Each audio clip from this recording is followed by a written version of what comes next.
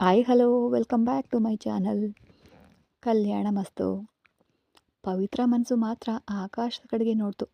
ಇಲ್ಲಿ ಎಲ್ಲಾದರೂ ನನ್ನ ಸುಮಿತ್ರಾ ಇದ್ದರೆ ಇದನ್ನು ನೆರವೇರಿಸ್ಕೊಡ್ಲಿ ಅಂತ ಪ್ರಾರ್ಥಿಸ್ತಾ ಮನೆಗೆ ಹೊರಟರು. ರಾತ್ರಿ ಚಂದ್ರನ ಬೆಳಕನ್ನು ಆನಂದಿಸ್ತಾ ಬಾಲ್ಕನಿಯಲ್ಲಿ ಮೆಲ್ಲಗೆ ನಡೀತಾ ಇದ್ದ ಆಕಾಂಕ್ಷ ತನ್ನವನ ಆಗಮನದ ಸೂಚನೆಯಾಗಿ ಹಾರ್ನ್ ಶಬ್ದ ಕೇಳಿ ಅವನನ್ನು ನೋಡಲು ಕೊಠಡಿಯಿಂದ ಹೊರಗೆ ಬಂದು ಮೆಲ್ಲನೆ ಮೆಟ್ಟಿಲ ಮೇಲೆ ಕಾಲಿಟ್ಲು. ಮನೆಯೊಳಗಡೆ ಬಂದ ರಮಣ್ ಚಿಂತಾಮಣಿ ಅಕ್ಕ ಅಂತ ಕೂಗ್ದ. ಮೆಟ್ಟಿಲ ಮೇಲೆ ಕಾಲಿಟ್ಟವಳನ್ನು ಅವನ ಕೂಗಿಗೆ ಹಾಗೇನೆ ನಿಂತುಬಿಟ್ಲು. ಇಂದು ಏನು ಗಲಾಟೆ ಎಬ್ಬಿಸ್ತಾನೋ ಅನ್ನೋ ಭಯದಿಂದ. ಅವನ ಶಬ್ದಕ್ಕೆ ಡಾಕ್ಟರ್ ವಿಜಯ್ ಒಂದು ಕಡೆ ಮತ್ತು ಇನ್ನೊಂದು ಕಡೆ ಚಿಂತಾಮಣಿ ಇಬ್ಬರು ಕೂಡ ಓಡ್ ಬಂದರು. ಅಕ್ಕ, ಇವಳಿಗಾಗಿ ತಾನೇ ಲಿಫ್ಟ್ ಓಪನ್ ಮಾಡಿದೆ, ಯಾವುದಕ್ಕಾಗಿ ಮೆಟ್ಟಿಲ ಮೇಲೆ ನಡೀತಿದ್ದಾಳೆ? ಅಬ್ಬಾ, ಇದಕ್ಕೇನಾ ಈ ಶಬ್ದ ಅಂದ್ಕೊಂಡು ಡಾಕ್ಟರ್ ವಿಜಯ್ ಮತ್ತು ಚಿಂತಾಮಣಿ ಇಬ್ಬರು ಅವಳನ್ನು ದಿಟ್ಟಿಸಿ ನೋಡಿದರು. ಆ ಹುಡುಗಿ ಈ ಮನೆಯಲ್ಲಿ ಲಿಫ್ಟ್ ಎಂಬುದು ಒಂದಿದೆ ಅನ್ನೋ ಸೂಚನೆ ಕೂಡ ತಿಳಿದವಳಾಗಿ ಕಣ್ಣಳಿಸಿ ನೋಡಿದ್ಲು. ಇಲ್ಲಿ ಲಿಫ್ಟ್ ಇದೆಯಾ ಅಣ್ಣ ಅಂತ ಡಾಕ್ಟರ್ ವಿಜಯ್ ಕಡೆ ನೋಡಿ ಕೇಳಲು ಅವನು ಮೇಲೆ ಹೋಗಿ ಮೆಟ್ಟಿಲ ಹತ್ತಿರ ಇದ್ದ ಬಾಗಿಲನ್ನು ತೆಗೆದು, ಈ ಲಿಫ್ಟ್ನಲ್ಲೇ ಇನ್ನು ಮುಂದೆ ನೀನು ಓಡಾಡಬೇಕು, ಬರಬೇಕು, ಹೋಗಬೇಕು, ಸರಿನಾ ಆಕಾಂಕ್ಷ ಅಂದ. ಇದು ಯಾವಾಗ ಬಂತು ಅಣ್ಣ ಕೆಲವು ವರ್ಷಗಳ ಹಿಂದೆ ಲಿಫ್ಟ್ ಸೌಲಭ್ಯದೊಂದಿಗೆ ಮನೆಯನ್ನು ಸ್ವಲ್ಪ ನವೀಕರಿಸಿದ್ರು. ಆಗ ನಿರ್ಮಿಸಿದ್ದು ಇದು. ಆದರೆ ಚಲನೆಯಲ್ಲಿ ಇರಲಿಲ್ಲ. ಮೆಟ್ಟಿಲು ಹತ್ತೋದು ಒಳ್ಳೆಯ ವ್ಯಾಯಾಮ, ಅದಕ್ಕಾಗಿ ಲಿಫ್ಟ್ ಬಾಗಿಲು ಮುಚ್ಚಿರಲಿ ಅಂತ ಅಂದ್ಕೊಂಡು ಯಾರೂ ಕೂಡ ಉಪಯೋಗಿಸ್ತಾ ಇರಲಿಲ್ಲ. ನಿನಗಾಗಿ ಇಂದು ಅಣ್ಣ ಇದನ್ನು ಸರ್ ಮಾಡಿಸಿಟ್ಟಿದ್ದಾರೆ ಅಂತ ಅದರ ಬಟನ್ಗಳನ್ನು ಒತ್ತಿದ. ಕೆಳಗಡೆ ಬಂದವಳ ಮನಸ್ಸಿನಲ್ಲಿ ಯಾಕೋ ಪ್ರೀತಿ ಹೊಳೆ ಹರಿತಿತ್ತು. ತನ್ನನ್ನು ಓಡಿ ಹೋಗಿ ಅಪ್ಕೊಳ್ಳಲು ಮನಸ್ಸು ತವಕಿಸ್ತಾ ಇತ್ತು. ಆದರೆ ಏನು ಮಾಡೋದು, ಹತ್ತಿರ ಹೋದರೆ ಉರಿಕಾರುವ ಮನುಷ್ಯ ಅವನು. ಅವನ ಕೋಪದ ನೋಟಕ್ಕೆ ಹೆದರಿ ತನ್ನ ಮನಸ್ಸನ್ನು ನಿಯಂತ್ರಿಸ್ಕೊಂಡು ಅವನ ಹತ್ತಿರ ಬಂದು ಅವಳು ಬಂದ ತಕ್ಷಣ ಹತ್ತಿರ ಇದ್ದ ಕುರ್ಚಿಯಲ್ಲಿ ಹೋಗಿ ಕುಳಿತವನು ವಿಜಯ್ ಅಂದ. ಹೇಳಿ ಅಣ್ಣ ಅಂತ ಅವನ ಹತ್ತಿರ ಹೋಗಿ ಕುಳಿತ. ಅಲ್ಲಿ ಚಾರುಮತಿ ಬಗ್ಗೆ ಏನಾದರೂ ಮಾಹಿತಿ ಸಿಗ್ತಾ? ಅದನ್ನು ಕೇಳಿದ ತಕ್ಷಣ ಆಕಾಂಕ್ಷಳ ಮುಖದಲ್ಲೆಲ್ಲ ಬೆವರಿನ ಹನಿಗಳು.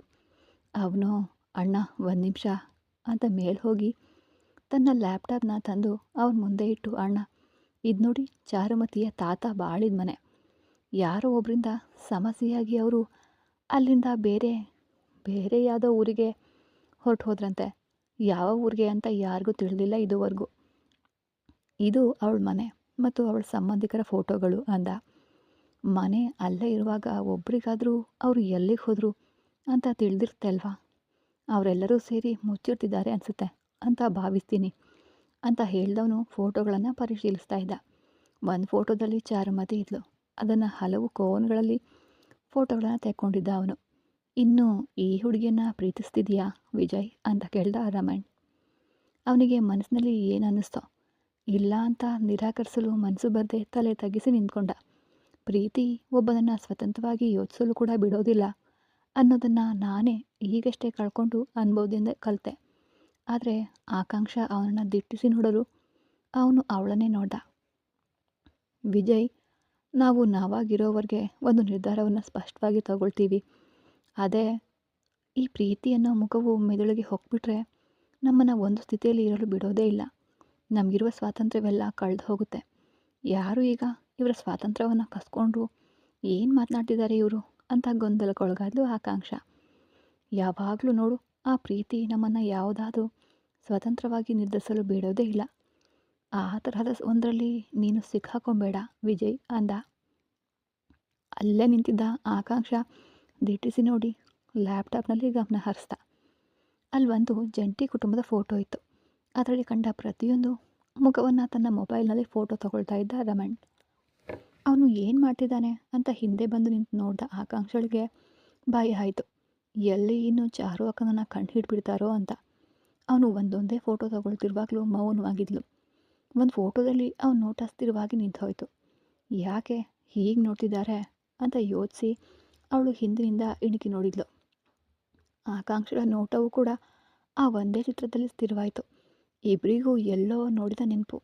ಆ ಫೋಟೋವನ್ನು ತೆಗೆಯುವಾಗ ಈ ಫೋಟೋದಲ್ಲಿದ್ದ ಹುಡುಗಿಗೆ 16ರಿಂದ 17 ವರ್ಷ ಇರಬಹುದು. ಡಾಕ್ಟರ್ ವಿಜಯ್, ಯಾಕಣ್ಣ ಅವರು ನಿಮಗೆ ತಿಳಿದವರಾ? ಹೀಗೆ ನೋಡ್ತಾ ಇದ್ದೀರಾ ಅಂತ ಕೇಳ್ದ. ಅದಕ್ಕೆ ರಮಣ್, ಎಲ್ಲೋ ನೋಡ್ದ ಹಾಗಿದೆ ಕಣೋ, ಅದಕ್ಕೆ ಅಂದ. ಆ ಹುಡುಗಿಗೂ ಅದೇ ಭಾವನೆ. ವಿಜಯ್ ಅಣ್ಣನಿಂದ ಆ ಫೋಟೋವನ್ನು ಪಡ್ಕೊಂಡು ಡಾಕ್ಟರ್ಗೆ ಕಳಿಸ್ಬೇಕು, ಇದು ಯಾರು ಅಂತ ಅವರಲ್ಲಿ ಕೇಳಬೇಕು ಅಂತ ಯೋಚಿಸ್ತಾ ಬಂದು ಕುಳಿತುಕೊಂಡ್ಳು. ಸೂಪ್ ತಂದು ಕೊಟ್ಟ ಚಿಂತಾಮಣಿ ಅವಳ ಗೊಂದಲದ ಮುಖವನ್ನು ನೋಡಿ, ಮಗಳೇ, ಹೊಟ್ಟೆಯಲ್ಲಿ ಮಗು ಇರುವಾಗ ಏನನ್ನಾದರೂ ಯೋಚಿಸ್ತಾ ಇರಬೇಡ, ಒಳ್ಳೆಯದನ್ನೇ ಯೋಚಿಸು, ಒಳ್ಳೆಯದೇ ನಡೆಯುತ್ತೆ ಅಂದ್ಲು. ಚೆನ್ನಾಗಿ ಹೇಳಿ ಅಕ್ಕ, ಕೆಲವರಿಗೆ ಅದು ಅರ್ಥನೇ ಆಗ್ತಿಲ್ಲ, ಏನನ್ನೋ ಕಳ್ಕೊಂಡವರಂತೆ ಯಾವಾಗಲೂ ಏನೋ ಒಂದು ಯೋಚನೆ ಅಂದ ರಮಣ್. ಇದೇನು ನನ್ನನ್ನು ನೋಡಿ ನೇರವಾಗಿ ಹೇಳಲಾಗುವುದಿಲ್ವೇನೋ ಅಂತ ಯೋಚಿಸಿದವಳು ಎದುರು ಮಾತನಾಡದೆ ಮೆಟ್ಟಿಲು ಹತ್ತಾ ಇದ್ದ. ಅವನನ್ನೇ ನೋಡ್ತಾ ಇದ್ಲು. ಮಗಳೇ, 2 ದಿನಗಳಿಂದ ಆಸ್ಪತ್ರೆಯಲ್ಲಿದ್ದು ಆಯಾಸಗೊಂಡಿರ್ತೀಯ, ನೀನು ಹೋಗಿ ಮಲಗು ಅಂದ್ಲು ಚಿಂತಾಮಣಿ. ಅವನು ಮೇಲೆ ಹೋದಿದ್ದನ್ನು ಊಹಿಸಿ ಡಾಕ್ಟರ್ ವಿಜಯ್ ಹತ್ರ ಬಂದವಳು, ಅಣ್ಣ, ಆ ಫೋಟೋವನ್ನು ನನ್ನ ಮೊಬೈಲ್ಗೆ ಸ್ವಲ್ಪ ಕಳಿಸ್ಕೊಡಿ ಅಂದ್ಲು. ಇದೆಲ್ಲ ಬೇಡ ಆಕಾಂಕ್ಷ, ನೀನು ರಿಸ್ಕ್ ತಗೊಳ್ಳೋಕ್ಕೆ ಹೋಗಬೇಡೆ ಅಂತ ಹೇಳ್ದ ವಿಜಯ್. ಯಾಕಣ್ಣ, ನಿಮ್ಮ ಮೇಲೆ ಅಣ್ಣನಿಗೆ ತುಂಬ ಪ್ರೀತಿ ಇದೆ, ನೀನು ಏನಾದರೂ ಒಳ್ಳೆಯದನ್ನು ಮಾಡಲು ಹೋಗಿ ಅದು ನಿಮಗೆ ಸಮಸ್ಯೆ ಆಗಿಬಿಟ್ರೆ ನಾನು ನೋಡ್ಕೋತೀನಿ ಅಂದ. ಇಲ್ಲ ಅಣ್ಣ, ಆ ಫೋಟೋ ನನಗೂ ಎಲ್ಲೋ ನೋಡ್ದ ಹಾಗಿದೆ, ಅದಕ್ಕೆ ಕೇಳ್ತಿದ್ದೀನಿ ಅಂದ್ಲು ಆಕಾಂಕ್ಷ. ಏನು, ಹೌದಾ ಅಂದವನು ಆ ಫೋಟೋವನ್ನು ಕಳಿಸ್ದ. ಆ ಹುಡುಗಿ ಅದನ್ನು ಪಡ್ಕೊಂಡು ತಕ್ಷಣವೇ ಡಾಕ್ಟರ್ ಲಕ್ಷ್ಮಿಗೆ ಕಳುಹಿಸಿ ಅವ್ರಿಗೆ ಕಳಿಸಿದ್ದನ್ನು ಡಿಲೀಟ್ ಮಾಡಿ ಮೇಲೆ ಬಂದು ರಮಣ್ ಬಾಲ್ಕನಿಯಲ್ಲಿ ನಿಂತು ಸೀರಜ್ ಜೊತೆ ಫೋನ್ನಲ್ಲಿ ಮಾತನಾಡ್ತಾ ಇದ್ದ. ಹೇಳು ಮಚ್ಚ, ಏನು ಮಾಡ್ತಿದೀಯಾ? ಏನೋ ಮಚ್ಚ, ನಮ್ಮ ಊರಿನಲ್ಲಿ ಏನಾದರೂ ಆಸ್ಪತ್ರೆ ಕಟ್ತಿದೀಯಾ? ಇಲ್ವಲ್ಲ, ನಿನ್ನ ಚಿಕ್ಕಪ್ಪ ತಿರ್ಚಿಯಲ್ಲಿ ಆಸ್ಪತ್ರೆ ಕಟ್ತಿದ್ದಾರೆ ಅಂತ ಗೆಳೆಯನೊಬ್ಬ ನಂಗೆ ಹೇಳ್ದ. ಮೊದಲು ನಾನು ಕೂಡ ನಂಬಿರಲಿಲ್ಲ, ಆದರೆ ಇಂದು ಖಂಡಿತವಾಯಿತು, ಅಂದರೆ ಅದು ನಿಜ ಆಯಿತು. ನನ್ನ ಚಿಕ್ಕಪ್ಪ ಏನೇ ಮಾಡಿದರೂ ನಂಗೆ ಹೇಳ್ದೆ ಮಾಡೋದಿಲ್ವಲ್ಲ, ಅದು ನಿನಗೆ ಸುಳ್ಳು ಮಾಹಿತಿ ಆಗಿರಬಹುದು. ಇಲ್ಲ ಮಚ, ಇಂದು ತಿರ್ಚಿಯಲ್ಲಿ ನಾನು ಕೂಡ ಅವರನ್ನು ನೋಡಿದೆ ಅಂತ ಹೇಳ್ದ ಡಾಕ್ಟರ್ ಸಿರಾಜ್. ನನ್ನ ಚಿಕ್ಕಪ್ಪನನ್ನು? ಹೌದು ಕಣೋ. ಎಲ್ಲಿ? ತಿರ್ಚಿ ಏರ್ಪೋರ್ಟ್ನಲ್ಲಿ. ತಿರ್ಚಿಗ ಯಾವುದಕ್ಕೆ ಹೋದರು ಅಂತ ಅವನು ಯೋಚಿಸುವಾಗ, ಮಚ, ತಪ್ಪಾಗಿ ತಿಳ್ಕೊಬೇಡ, ಯಾವಾಗಲೂ ನಿನ್ನ ಚಿಕ್ಕಪ್ಪ ಯಾವುದೇ ಉದ್ಯಮ ಪ್ರಾರಂಭಿಸ್ತಾ ಇದ್ದರೂ ಮೊದಲು ಹೋಗಿ ಜಾಗ ನೋಡ್ತಾರೆ, ಅದಕ್ಕೆ ಕೇಳಿದೆ ಅಂದ ಸಿರಾಜ್. ತಾನು ಒಂದನ್ನು ಪ್ರಾರಂಭಿಸ್ತಿದ್ದೀನಿ ಅಂದರೆ ಅದರಲ್ಲಿ ಅವರು ಹೋಗಿ ನೋಡ್ಬರಬಹುದು ಸಹಜನೇ, ಆದರೆ ಇದು ನಡವಳಿಕೆ ಅನ್ನೋದು ಅವನಿಗೂ ಗೊತ್ತಿತ್ತು. ಆದರೆ ನಾ ಹೇಳ್ದೆ, ನನಗೆ ಇಷ್ಟ ಇಲ್ಲದೆ ಇವರು ಯಾವ ಆಸ್ಪತ್ರೆಯನ್ನು ಪ್ರಾರಂಭಿಸ್ತಾ ಇದ್ದಾರೆ ಅಂತ ಯೋಚಿಸ್ತಾ ಇದ್ದ ರಮಣ್. ಮಚ್ಚ, ಅವರು ಬೇರೆ ಯಾವುದೋ ವಿಷಯವಾಗಿ ಬಂದಿರಬಹುದು, ಈಗ ತಿರ್ಚಿಯಲ್ಲಿ ನಾನು ಯಾವುದೇ ಉದ್ಯಮವನ್ನು ಮಾಡ್ತಾ ಇಲ್ಲ ಅಂತ ಹೇಳ್ತಾನೆ ಅಲ್ಲಿಗೆ ಬಂದ ಆಕಾಂಕ್ಷಳನ್ನು ನೋಡ್ದ. ಆ ಹುಡುಗಿಯ ಗಮನ ಎಲ್ಲ ವಾಟ್ಸಪ್ನಲ್ಲಿದ್ದ ಆ ಫೋಟೋದ ಮೇಲೇ ಇತ್ತು. ತನ್ನ ಮೊಬೈಲ್ನಲ್ಲಿ ಆ ಮುಖವನ್ನು ದಿಟ್ಟಿಸಿ ನೋಡ್ತಾಲೇ ಬಂದಳು ಆಕಾಂಕ್ಷ. ಇವಳು ಏನು ನೋಡ್ತಿದ್ದಾಳೆ, ನಡೆಯುವಾಗಲೂ ಮೊಬೈಲ್ ನೋಡ್ತಾನೆ ಬರ್ತಿದ್ದಾಳಲ್ಲ ಅಂತ ಯೋಚಿಸ್ತಾ ಇದ್ದ ರಮಣ್ ಅವಳನ್ನೇ ನೋಡ್ತಾ ಮಾತನಾಡ್ತಾ ಇದ್ದ. ಆಕಾಂಕ್ಷ ಮನಸ್ಸಿನಲ್ಲಿ, ಯಾರಿವರು, ಯಾವುದೋ ಹತ್ತಿರದವರಂತೆ ನೋಡಿದ ನೆನಪಾಗ್ತಿದೆಯಲ್ಲ ಅಂತ ಗೊಂದಲದಿಂದ ಬಂದಳು. ಆ ಫೋಟೋವನ್ನು ಬಿಟ್ಟು ಕಣ್ಣು ಕದಲಿಸ್ದೆ ಮೊಬೈಲ್ನಲ್ಲಿ ಗಮನ ಹರಿಸಿದ್ಲು. ಸಿರಾಜ್, ನಿನಗೆ ನಾನು ಆಮೇಲೆ ಕಾಲ್ ಮಾಡ್ತೀನಿ ಅಂದವನು ತನ್ನ ಫೋನನ್ನು ಕಟ್ ಮಾಡ್ದ. ಅವಳತ್ತ ಬಂದ. ಆಕಾಂಕ್ಷ ಯಾವುದೋ ಆಲೋಚನೆಯಲ್ಲಿ ಮುಳುಗಿದವಳಾಗಿ ಆ ಕೊಠಡಿಯೊಳಗೆ ಹೋಗಲು ಯತ್ನಿಸಿದಾಗ ಅಲ್ಲಿದ್ದ ಮರದ ಬೆಂಚಿನ ಕಾಲ್ಗೆ ಎಡವಿ ಬೀಳಲು ಹೋದಳು. ಆಗಷ್ಟೇ ಹೊಟ್ಟೆಯಲ್ಲಿ ಮಗುವಿನ ನೆನಪು ಬರಲು, ಅಯ್ಯೋ ನನ್ನ ಮಗು ಅಂದಾಗ ಅವಳ ಹೊಟ್ಟೆ ಮೇಲೆ ಕೈ ಇಟ್ಟು ಅವಳನ್ನು ತಡೆದು ಹಿಡ್ಕೊಂಡ ರಮಣ್. ಅಬ್ಬಾ ಅಂತ ನಿಟ್ಟುಸಿರು ಬಿಟ್ಟವಳು ಅವನನ್ನು ನೋಡಲು ಕಣ್ಣುಗಳ ಮೂಲಕವೇ ಕೋಪವನ್ನು ಕಾರ್ತಾ ಇದ್ದ ರಮಣ್. ಸಾರಿ ಅಂದ್ಲು ಮೃದುವಾಗಿ. ಆ ಮೊಬೈಲ್ನಲ್ಲಿ ಅಂತಹದ್ದೇನಿದೆ, ಎಲ್ಲವನ್ನ ಮಾಡಿಬಿಟ್ಟು ಹೇಗೆ ನೀನು ಇಷ್ಟು ಮುದ್ದಾಗಿ ಮುಖ ಇಟ್ಕೊಳ್ತೀಯ ಅಂದವನು ಅವಳ ಕೈಲಿದ್ದ ಫೋಟೋವನ್ನು ನೋಡ್ದ. ನಿನಗೆ ಇವರು ತಿಳಿದವರಾ ಅಂತ ಕೇಳ್ದ. ಇಲ್ಲ ಅಂತ ನಿರಾಕರಿಸಿ ತಲೆಯಾಡಿಸಿದ್ಲು. ಹೊಟ್ಟೆಯಲ್ಲಿರುವ ಮಗುವಿಗಿಂತ ಈ ಫೋಟೋದಲ್ಲಿ ನಿನಗೇನಿದೆ? ಇವರನ್ನು ಎಲ್ಲೋ ನೋಡಿದ ಹಾಗಿತ್ತು, ಅದಕ್ಕೆ ದಿಟ್ಟಿಸಿ ನೋಡ್ತಾ ಇದ್ದೆ ಅಂದ್ಲು. ಅಗತ್ಯವಿಲ್ಲದಕ್ಕೆಲ್ಲ ಮೂಗು ತೂರಿಸ್ಬೇಡ. ಇಲ್ಲಿವರೆಗೂ ನೀ ಮಾಡಿದ್ದಕ್ಕೆ ಬರೀ ಕೋಪದಿಂದ ಮಾತ್ರವೇ ನಾನಿದ್ದೆ, ಆದರೆ ನನ್ನನ್ನು ಪೂರ್ತಿಯಾಗಿ ದ್ವೇಷಿಸುವಂತೆ ಮಾಡಬೇಡ ಆಕಾಂಕ್ಷ ಅಂತ ಹೇಳ್ದ ರಮಣ್. ನಿಮ್ಮಿಂದ ಸಾಧ್ಯನಾ ಅಂದ್ಲು ಗರ್ವದಿಂದ ಆಕಾಂಕ್ಷ. ಏನೇ ಹುಡುಗಿ, ಅಷ್ಟೊಂದು ಅಹಂಕಾರನಾ? ನಿನ್ನ ಹಿಂದೆ ಸುತ್ತುತ್ತಿದ್ದೀನಿ ಅಂತಾನಾ?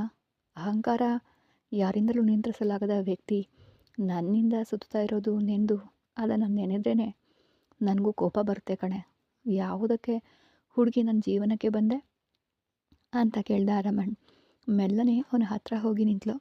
ಅವನ ಹೊಟ್ಟೆಯ ಇಬ್ಬರ ನಡುವೆಯೂ ಅಂತರವನ್ನು ಉಂಟು ಮಾಡ್ತು.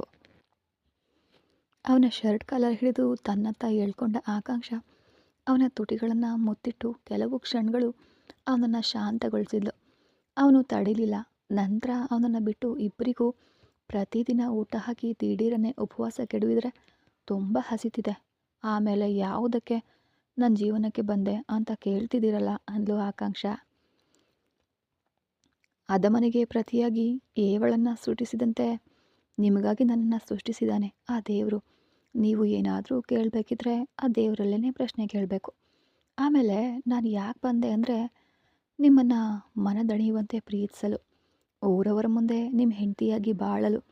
ಆಮೇಲೆ ಅಂದವಳು ತನ್ನ ಹೊಟ್ಟೆಯನ್ನು ತೋರಿಸಿ, ನಾಳೆ ನಿಮ್ಮ ಮಗು ಬಂದು ಅದಕ್ಕೆ ಉತ್ತರ ಹೇಳುತ್ತೆ, ನಿಮ್ಮ ವಂಶವನ್ನು ನನ್ನ ಹೊಟ್ಟೆಯಲ್ಲಿ ಹೊರಲು ಅಂತ ಹೇಳಿ ಒಳಗಡೆ ಹೊರಟು ಹೋದ್ಲು. ಹಲವು ಮಾತುಗಳು ಅವನ ಮನಸ್ಸನ್ನು ಸ್ಪರ್ಶಿಸಿದ್ವು. ಹಲವು ಮಾತುಗಳು ಅವಳನ್ನು ಇನ್ನೂ ಹೆಚ್ಚಾಗಿ ಪ್ರೀತಿಸುವಂತೆ ಮಾಡಿದ್ವು. ಕೊನೆಯದಾಗಿ ಅವಳು ಹೇಳಿದ ಮಾತುಗಳು ಅವನನ್ನು ಯೋಚಿಸುವಂತೆ ಕೂಡ ಮಾಡಿದ್ವು. ಪೂರ್ತಿ ಸಮಯ ಚೆನ್ನಾಗೇ ತಿಂತಾಳಲ್ಲ, ಆಮೇಲೆ ನಾನು ಯಾವಾಗ ಇವಳನ್ನು ಉಪವಾಸ ಕೆಡವಿದೆ ಅಂದ್ಕೊಂಡ ದಡ್ಡ. ಯೋಚಿಸ್ತಾ ನಿಂತಿರುವಾಗ ಅವನ ಮೊಬೈಲ್ ಫೋನ್ ಶಬ್ದ ಮಾಡ್ತು. ಯಾರೆಂದು ನೋಡಿದರೆ ಅವನ ವೈಯಕ್ತಿಕ ಕೆಲಸಗಳಿಗಾಗಿಯೇ ಇಟ್ಕೊಂಡಿರುವ ಅವನ ಪರ್ಸ್ನಲ್ ಸಹಾಯಕ. ಫೋನ್ನ ರಿಸೀವ್ ಮಾಡಿದ ರಮಣ್ ಹಲೋ ಅಂದ. ಅಣ್ಣ, ನಾನು ಕೃಷ್ಣ ಮಾತನಾಡ್ತಿದ್ದೀನಿ. ಹೇಳೋ ಅಣ್ಣ, ನೀವು ಒಂದು ಆ್ಯಂಬುಲೆನ್ಸ್ ಹುಡುಕಲು ಹೇಳಿದ್ರಿ ಅಲ್ವಾ? ಹೌದು ಅಣ್ಣ, ಅದು ಒಂಟಿಯಾಗಿ ಇಲ್ಲಿ ನಿಂತಿದೆ. ಅಲ್ಲಿಂದ ಇನ್ನೊಂದು ಮಾರುತಿ ಕಾರ್ ಏರಿ ನೀವು ಹೇಳಿದ ಹುಡುಗಿ, ಒಬ್ಬ ಗಂಡಸು ಮತ್ತು ಇಬ್ಬರು ವಯಸ್ಸಾದವರು ಹೊರಟಿದ್ದಾರೆ. ಆದರೆ ಆ ಕಾರ್ ಬಂದು ನಿಂತ ಜಾಗದಲ್ಲಿ ನಿಂತುಬಿಟ್ಟಿದೆ. ಆ ರಸ್ತೆ ತಿರುಚಿಗೆ ಹೋಗುವ ರಸ್ತೆ. ಹಾಗಾದರೆ ಚಾರುಮತಿ ತಿರ್ಚಿಯಲ್ಲೇ ಇದ್ದಾಳಾ ಅಂತ ಯೋಚಿಸಿದ ಕ್ಷಣ ಸೆಕೆಂಡ್ ಲೈನ್ನಲ್ಲೇ ಮತ್ತೆ ಧೀರಜ್ ಇನ್ನೊಂದು ಕರೆ ಬರ್ತಿತ್ತು. ಸರಿ, ಇನ್ನೊಂದು ಫೋನ್ ಬರ್ತಾ ಇದೆ, ನಾನು ಆಮೇಲೆ ನಿನಗೆ ಕಾಲ್ ಮಾಡ್ತೀನಿ ಅಂತ ಹೇಳಿ ಕರೆಯನ್ನು ಕಟ್ ಮಾಡ್ದ. ಗೆಳೆಯನ ಕರೆಯನ್ನು ಸ್ವೀಕರಿಸ್ದ.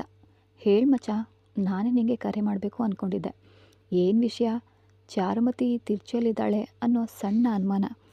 ನಿನಗೆ ತಿಳಿದವರು ಅಂಡರ್ಗ್ರೌಂಡ್ ಜನರ ಬಳಿ ಹೇಳಿ ಅವಳನ್ನು ಹುಡುಕಲು ಹೇಳು ಅಂದ ರಮಣ್. ಮಚ್ಚ, ತಪ್ಪಾಗಿ ತಿಳಿಬೇಡ, ಆ ಹುಡುಗಿಯನ್ನು ನೀನು ಕೂಡ ಹುಡುಕ್ತಿದೀಯಾ ಅಕ್ಷತಾ ಕೂಡ ಕೇಳ್ತಾ ಇದ್ಲು. ಏನಾದರೂ ತೊಂದರೆನಾ? ತೊಂದರೆನೇ ಸರಿ, ನಾನು ಹೇಳಿದ್ದನ್ನು ಮಾತ್ರ ಮಾಡು. ಯಾವಾಗಲೂ ರಮಣ್ಗೆ ಅವನ ವೈಯಕ್ತಿಕ ಜೀವನದಲ್ಲಿ ಯಾರು ಕೂಡ ತಲೆ ಹಾಕೋದು ಇಷ್ಟ ಇರಲಿಲ್ಲ. ಆದ್ದರಿಂದ ಸರಿ ಮಚ್ಚ, ನಿನಗೆ ಅವಳು ಸಿಕ್ಕ ತಕ್ಷಣ ಮಾಹಿತಿ ತಿಳಿಸ್ತೀನಿ ಅಂತ ಹೇಳ್ದ. ಮಚ್ಚ, ಅದು ಇನ್ನೊಂದು ಬಹಳ ಮುಖ್ಯವಾದ ವಿಷಯ, ನಿನಗೆ ನಾಳೆ ತಿಳಿಸಿದರೆ ಅನುಕೂಲ. ಆಮೇಲೆ ಇದು ಸಂಪೂರ್ಣ ರಹಸ್ಯ. ಖಂಡಿತ ಮಚ್ಚ ಅಂತ ಹೇಳ್ದ ಸಿರಾಜ್. ಸರಿ, ನೀನು ಯಾವುದಕ್ಕೆ ಕರೆ ಮಾಡಿದ್ದೆ? ಕೊಂಚ ಹಿಂಜರಿದು ಸಿರಾಜ್, ಮಚ್ಚ, ನಾ ಹೇಳಿದ್ರ ಬಗ್ಗೆ ಯೋಚಿಸಿದ್ಯಾ? ತಿರುಚಿ ನನ್ನ ಸ್ವಂತ ಊರು. ಅಲ್ಲಿ ಸ್ಪರ್ಧೆಗೆ ನಿನ್ನ ಆಸ್ಪತ್ರೆ ಬಂದರೆ ನಂಗೆ ಚೆನ್ನಾಗಿರೋದಿಲ್ಲ ಅಂದ ಸಿರಾಜ್. ನನ್ನ ಗೆಳೆಯನಿಗೆ ನಾನು ಎಂದಿಗೂ ಎದುರಾಗಿ ಬರೋದಿಲ್ವೋ? ತಿರುಚಿಯಲ್ಲಿ ಆಸ್ಪತ್ರೆ ಕಟ್ಟುವ ಆಲೋಚನೆ ನನಗೆ ಇಲ್ಲ. ಹಾಗಾದರೆ ನಿನ್ನ ಚಿಕ್ಕಪ್ಪ? ನೀನು ಚಿಕ್ಕಪ್ಪ ಬಂದಿದ್ದನ್ನು ಮರೆತು ಬಿಡು. ನಾನು ನಿನಗೆ ವಿರುದ್ಧವಾಗಿ ಖಂಡಿತ ಬರೋದಿಲ್ಲ ಅಷ್ಟೇ. ತುಂಬ ಥ್ಯಾಂಕ್ಸ್ ಕಣೋ. ಯಾಕೆ ಈ ಥ್ಯಾಂಕ್ಸ್ ಎಲ್ಲ? ನಾನು ನಿನ್ನ ಬಳಿ ಇಲ್ಲಿವರೆಗೆ ಹಲವು ನೆರವುಗಳನ್ನು ಕೇಳಿದ್ದೀನಿ. ಒಂದಿನೂ ಬೇಡ ಅಂದಿಲ್ಲ, ಆಗಲ್ಲ ಅಂದಿಲ್ಲ. ಈಗ ನನಗೆ ಎದುರಾಗಿ ಉದ್ಯೋಗ ಕೂಡ ಮಾಡಬೇಡ ಅಂತ ಹೇಳ್ತಿದ್ದೀನಿ. ಅದನ್ನು ಕೂಡ ನೀನು ಸರಿ ಅಂತಿದೆಯಲ್ವಾ? ಅದಕ್ಕೆ ಅಂದ ಸಿರಾಜ್. ನಮ್ಮ ಜೊತೆ ಇರುವವರನ್ನು ಅಳಿಸಿ ಮೇಲೆ ಬಂದರೆ ಅದು ಉದ್ಯೋಗ ಧರ್ಮ ಅಲ್ವೋ? ಸರಿ, ನನಗೆ ಬೇರೆ ಕೆಲಸ ಇದೆ ಅಂದವನೇ ಕರೆಯನ್ನು ಕಟ್ ಮಾಡ್ದ. ನಂತರ ಕೆಳಗಡೆ ಬಂದವನು ಚಿಂತಾಮಣಿ ಬಳಿ ಬಂದು, ಅಕ್ಕ, ಅವಳಿಗೆ ಸರಿಯಾದ ಸಮಯಕ್ಕೆ ಊಟವನ್ನೆಲ್ಲ ನೀಡ್ತಿದ್ದೀರಾ? ತಮ್ಮ, ಅದೆಲ್ಲವನ್ನು ನಾನು ಗಮನ ಇಟ್ಟು ನೀಡ್ತಾಯಿದ್ದೀನಿ. ಆಮೇಲೆ ಯಾಕೆ ಉಪವಾಸ ಹಾಕುವಂತೆ ಮಾತನಾಡಿದ್ಲು ಅಂದವನು ಗೊಂದಲಿಂದ ಮೇಲಕ್ಕೆ ಹೋದ. ಚಿಕ್ಕಪ್ಪ ಯಾಕೆ ತಿರ್ಚಿಗೆ ಹೋದರು? ಈಗ ಶತ್ರುಗಳು ಹೆಚ್ಚಾಗಿದ್ದಾರೆ. ಅವರನ್ನೆಲ್ಲ ಗಮನಿಸುವ ನಾವು ಚಿಕ್ಕಪ್ಪನ ವಿಚಾರದಲ್ಲಿ ಮಾತ್ರ ಆ ಕೆಲಸ ಮಾಡೋದೇ ಇಲ್ಲ. ಅವರನ್ನು ಗಮನಿಸ್ಬಹುದಾ ಅಥವಾ ಅದು ತಪ್ಪಾ ಅಂತ ಯೋಚಿಸಿದವನು ಆಗಾಗ ತನ್ನವಳ ಕಡೆಗೂ ಗಮನ ಹರಿಸ್ತಾ ಇದ್ದ. ಕೆಲವು ಬಾರಿ ಎದ್ದು ಎದ್ದು ಮಲಗ್ತಾ ಇದ್ದ ಆಕಾಂಕ್ಷಳನ್ನು ನೋಡ್ದ. ಎದ್ದು ಮಲಗಿ ನಂತರ ಎದ್ದು ಕುಳಿತು ಮಲಗಿದ ತಕ್ಷಣ ನಿದ್ರಿಸುವಳು. ಇಷ್ಟೊಂದು ಬಾರಿ ಎದ್ದೇಳ್ತಿದ್ದಾಳಲ್ಲ ಅಂತ ಅವಳನ್ನೇ ವೀಕ್ಷಿಸ್ದ. ಪ್ರತಿ ಗಂಟೆಗೊಮ್ಮೆ ಎದ್ದವಳು ಶೌಚಾಲಯಕ್ಕೆ ಹೋದ್ಲು. ಹಿಂತಿರುಗಿ ಬಂದಾಗ ಅವನು ಇದಾನೋ ಇಲ್ವೋ ಹೊರಗೆ ಬಂದು ನೋಡ್ತಾ ಇದ್ಲು. ಅವನು ಕುಳಿತಿರೋದನ್ನು ಕಂಡು ಮತ್ತೆ ಹೋಗಿ ಮಲ್ಕೋತಾ ಇದ್ಲು. ಮತ್ತೆ ಮಲ್ಕೊಂಡೇ ಕೈಗಳನ್ನು ಚಾಚಿ ಅವನು ಬಂದಿದ್ದಾನೋ ಇಲ್ವೋ ಅಂತ ಹುಡುಕ್ತಾ ಇರೋದನ್ನು ನೋಡಿದವನಿಗೆ ಅವನಿಗೆ ತಿಳಿಯದಂತೆ ಮುಖದಲ್ಲಿ ಮಂದಹಾಸ ಮೂಡ್ತು ರಮಣನಿಗೆ. ದಿಢೀರನೆ ಎದ್ದವಳು ತನ್ನ ಉಡುಪುಗಳನ್ನು ಕೊಂಚ ಸಡಿಲಗೊಳಿಸಿ ತೆಳುವಾದ ಟವಲ್ ಒಂದನ್ನು ಹೊತ್ಕೊಂಡು ಮಲಗಿದ್ಲು. ಮತ್ತೆ ಎದ್ದು ಶೌಚಾಲಯಕ್ಕೆ ಹೋಗಿ ಬಂದು ಮಲಗುವುದನ್ನು ನೋಡಿದವನಿಗೆ ಅಯ್ಯೋ ಅನ್ನಿಸ್ತು. ಎಷ್ಟು ಬಾರಿ ಒಂದೇ ನಿದ್ರೆಯಲ್ಲಿ ನಿದ್ದೆ ಮಾಡದೆ ನಿದ್ದೆನ ಹಾಳು ಮಾಡಿಕೊಂಡು ಅವಳು ಹೇಳೋದು. ಹಲವು ಬಾರಿ ಎದ್ದವಳು ಮರೆಯದೆ ಬಂದು ಇವನು ಇಲ್ಲಿ ಏನು ಮಾಡ್ತಿದ್ದಾನೆ ಅಂತ ನೋಡ್ಕೊಂಡು ಹೋಗ್ತಿದ್ದಾಳೆ. ಅದನ್ನು ನೆನೆಸ್ಕೊಂಡು ಸಂತೋಷ ಆಯಿತು ರಮಣ್ಗೆ. ಹಲವು ವಿಷಯಗಳು ಮನಸ್ಸಿನಲ್ಲಿ ಪ್ರಶ್ನೆಯಾಗಿದ್ದರೂ ಅವಳು ನೀಡುವ ಪ್ರೀತಿ ಕೊಂಚ ಸಮಯ ಅವನ ಮನಸ್ಸನ್ನು ವಶಪಡಿಸಿಕೊಳ್ಳಲು ಎದ್ದು ಹೋಗಿ ಅವಳ ಬಳಿ ಮಲಗ್ದ. ಅವನು ಬಂದು ಪಕ್ಕದಲ್ಲಿ ಮಲಗಿದ ತಕ್ಷಣ ಅವನ ಶರ್ಟ್ ಕಲರನ್ನು ಗಟ್ಟಿಯಾಗಿ ಹಿಡ್ಕೊಂಡು ಮಲಗಿ ನಿದ್ರಿಸಿದವಳು ಆಮೇಲೆ ಹೇಳಲೇ ಇಲ್ಲ. ಸ್ವಲ್ಪ ದೇಹ ತೂಕ ಹೆಚ್ಚಾಗಿದ್ದರಿಂದ ಅವಳಿಗೆ ಯಾವ ಉಡುಪುಗಳು ಸರಿಯಾಗಿ ಆಗ್ತಾ ಇಲ್ಲ ಅನ್ನೋದು ಅವನಿಗೆ ಆಗ ಅರ್ಥ ಆಯಿತು. ಉಸಿರಾಡಲು ಕಷ್ಟಪಡ್ತಿದ್ದಾಳೆ ಅಂದ್ಕೊಂಡ. ಅಯ್ಯೋ, ಹಲವು ತೊಂದರೆಗಳಲ್ಲಿ ನಾನು ಇವಳನ್ನು ಮರ್ತೇ ಬಿಡ್ತೀನಿ. ನಾಳೆ ಇವಳಿಗೆ ಬೇರೆ ಉಡುಪುಗಳನ್ನು ಖರೀದಿಸಿ ತಂದುಕೊಡ್ಬೇಕು ಅಂತ ಯೋಚಿಸ್ತಾ ರಮಣ್. ಬೆಳಗಿನ ಜಾವದಲ್ಲಿ ದೂರದ ದೇಶದಿಂದ ಆ ಮನೆ ಗಡಿಬಿಡಿಯಿಂದ ಕೂಡಿತ್ತು. ದೇವಯಾನಿ ಮತ್ತು ಅಜ್ಜಿ ಬಾಗಿಲಿನಲ್ಲಿ ಕಾದು ಕುಳಿತಿದ್ರು. ಸ್ವಲ್ಪ ಸಮಯದಲ್ಲಿ ಒಂದು ವಾಹನ ಬಂತು. ಅದರಿಂದ ಇಳಿದು ತನ್ನ ಮಗ ಮತ್ತು ಸೊಸೆಯನ್ನು ಕಂಡು ಅಳ್ತಾ ಅಪ್ಕೊಳ್ಳಲು ದೇವಯಾನಿನೋ, ಅಮ್ಮ ಈಗ ತಾನೇ ಅಷ್ಟೊಂದು ಕಷ್ಟಗಳಿಂದ ಬಂದಿದ್ದಾನೆ, ಅತ್ತು ಅವನಿಗೆ ಬೇಸರ ತರಿಸ್ಬೇಡ, ಇನ್ನು ಮುಂದೆ ಅವನು ಯಾವಾಗಲೂ ನಗ್ತಿರ್ಬೇಕು ಅಂತ ತನ್ನ ಅಣ್ಣನಿಗೆ ಆರತಿ ಎತ್ತಿದ್ಲು. ಆ ಪ್ರೀತಿಯ ತಂಗಿ ಒಳಗೆ ಬನ್ನಿ ಅಂತ ತನ್ನ ಅಣ್ಣ ಮತ್ತು ಅಣ್ಣನ ಹೆಂಡತಿಯನ್ನು ಸ್ವಾಗತಿಸಿದ್ಲು. ಅಲ್ಲಿಗೆ ಅವರನ್ನು ಕರೆತಂದ ತನ್ನ ಮಗಳ ಹಣೆಗೊಂದು ಮುತ್ತನಿಟ್ಟ ದೇವಯಾನಿ, ಬಾಚಾರು ಒಳಗೆ ಅಂತ ತನ್ನ ಮೊಮ್ಮಗಳನ್ನು ಕರೆದ್ರು. ಇನ್ನೆಲ್ಲವನ್ನ ತಮಾಷೆಯಾಗಿ ನೋಡ್ತಾ ಇದ್ದ ಶರಣ್ಯ ಮತ್ತು ಶ್ರೀನಿವಾಸ್ ಇವರಿಗೆ ಏನಾಯಿತು ಅನ್ನುವಂತೆ ನೋಡ್ತಾ ಇದ್ರು. ಒಳಗೆ ಬಂದ ತಕ್ಷಣ ಲೈ ಇವನೇ ನಿಮಗೆ ಚಿಕ್ಕ ತಂಗಿಯ ಗಂಡ ಅಂದ ತಕ್ಷಣ ಇಬ್ಬರು ಕೈ ಮುಗಿದು ನಮಸ್ಕರಿಸಿದ್ರು.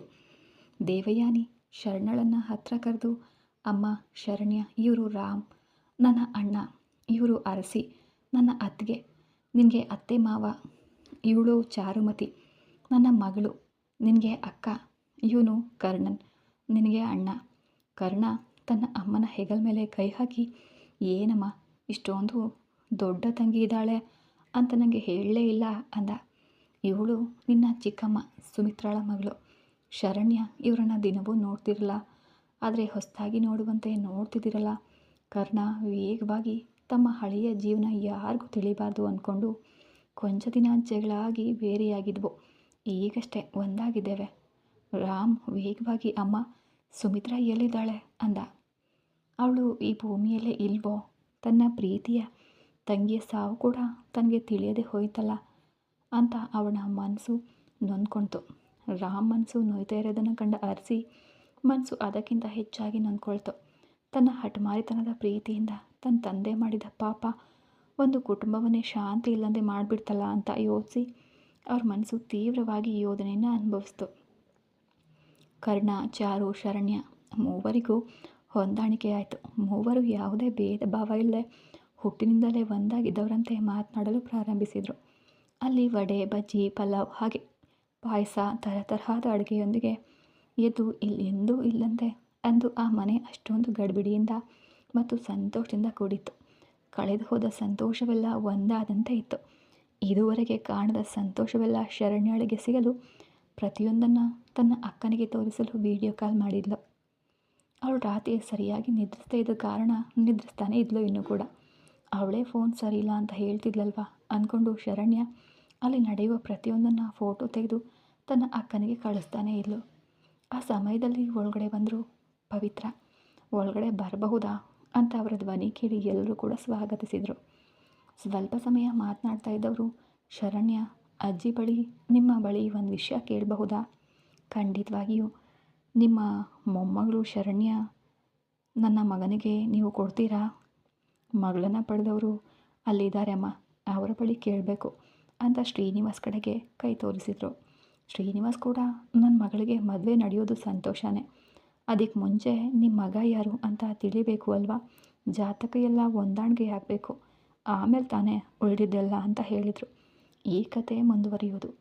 ಇವರೆಲ್ಲ ಸೇರಿ ಶರಣ್ಯಗೆ ಮದುವೆ ಮಾಡೋಕ್ಕೆ ಒಪ್ಕೋತಾರಾ? ಹಾಗೆ ಶರಣ್ಯ ಕಳಿಸಿದ ಫೋಟೋ ರಮಣ್ ಕೈಗೆ ಸಿಕ್ಕರೆ ಏನಾಗುತ್ತೆ ಅಂತ ಮುಂದಿನ ಎಪಿಸೋಡಲ್ಲಿ ನೋಡೋಣ. ಧನ್ಯವಾದ.